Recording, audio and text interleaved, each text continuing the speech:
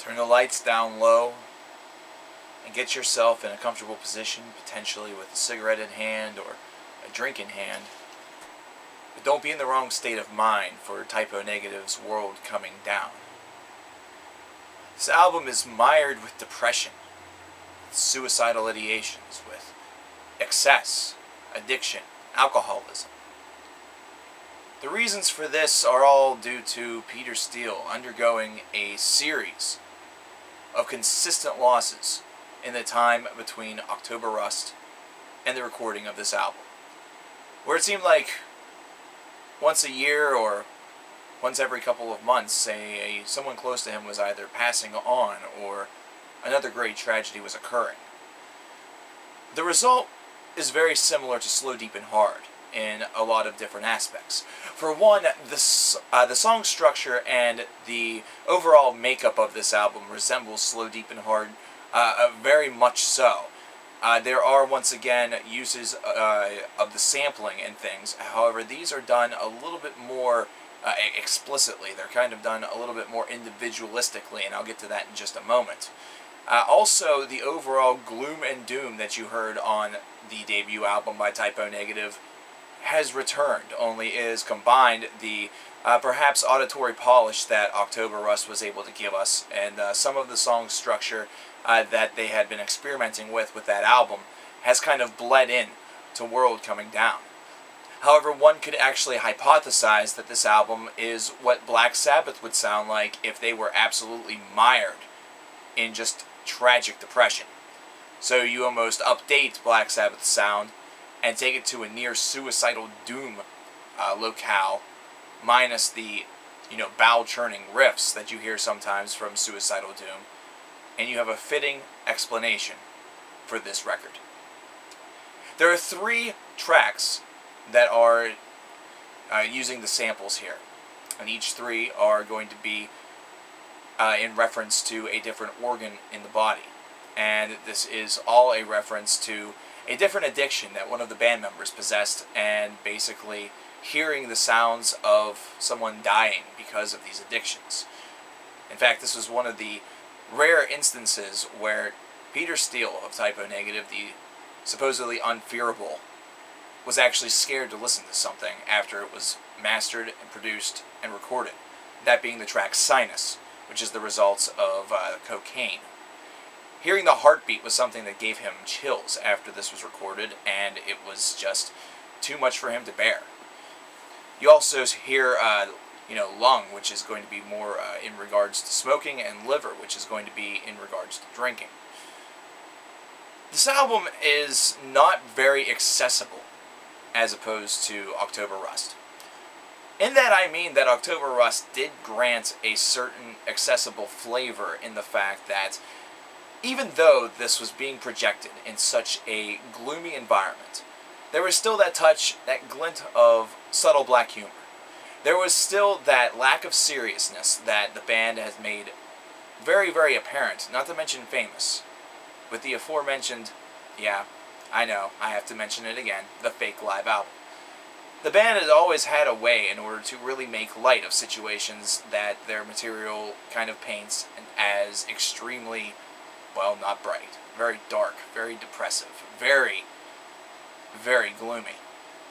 This album, however, was not one that was going to be marred with tongue-in-cheek humor, black humor, or any of that light feeling that you ever get if you listen closely to Typo Negative lyrics. This was extremely direct.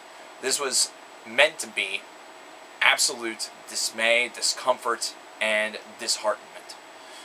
And this album is able to reflect it very well. Look at the song titles alone.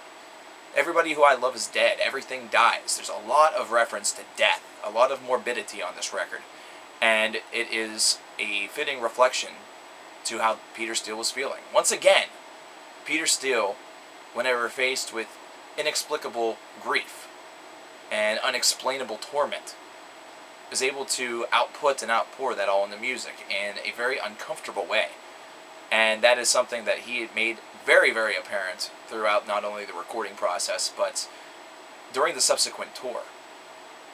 The subsequent tour for this album, well, you barely heard a lot of material off of this record. and subsequent tours that followed for releases such as Life Is Killing Me, you did not hear anything. The only song that was really played in on a consistent fashion off of this record was the title track.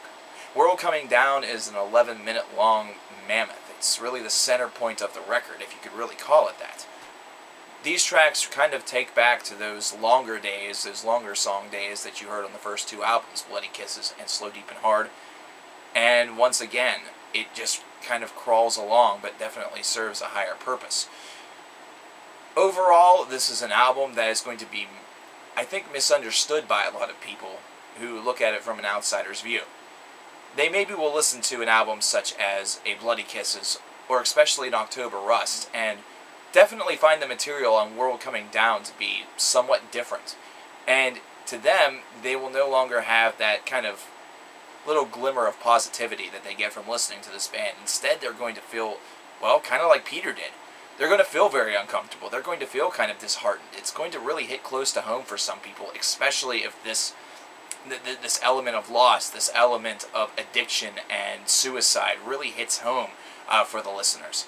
It's going to cause a lot of people to feel very, very uneasy. However, I think that that's the subtle genius. The subtle genius here is not the fact that this all had to be manifested and all had to kind of be conjured up. The real genius and the real strength that this album possesses is in its extreme personality, its personal nature, and just the flat-out truth of it. This is something where it is so exceptionally honest that it bleeds into the music, and you hear an honest reflection, as opposed to something that just feels as though it's being attempted.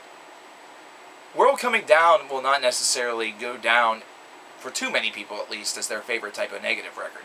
For those who do enjoy it, to the point of claiming it to be their favorite, well, I can also understand why.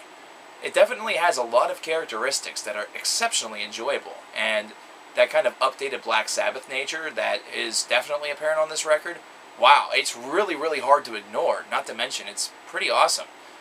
There are little weird moments on this record, don't get me wrong, and there are moments that, you know, aren't going to make you feel completely and totally uncomfortable. However, that's usually the feeling that overpowers you and, you know, kind of takes control. Overall, a very uncomfortable record. However, it's not one that I have to say should be really damned. I think it's really misunderstood. And I think sometimes people get so clogged up in the classics, the albums that we all know by this band, and kind of forget about this one. Don't forget about this album. While it is discomforting, while it is downright depressing and exceptionally honest, this is an album that definitely showcases a band that is really performing well in spite of all the tragedies faced by one. And that shows unity, because it shows that the tragedies faced by one really kind of outpoured into the entire band. We're more than halfway through our journey now through Type O Negative. It's now time to turn the calendar to the 2000s. What do they have to offer for us in the new millennium? Stay tuned and find out.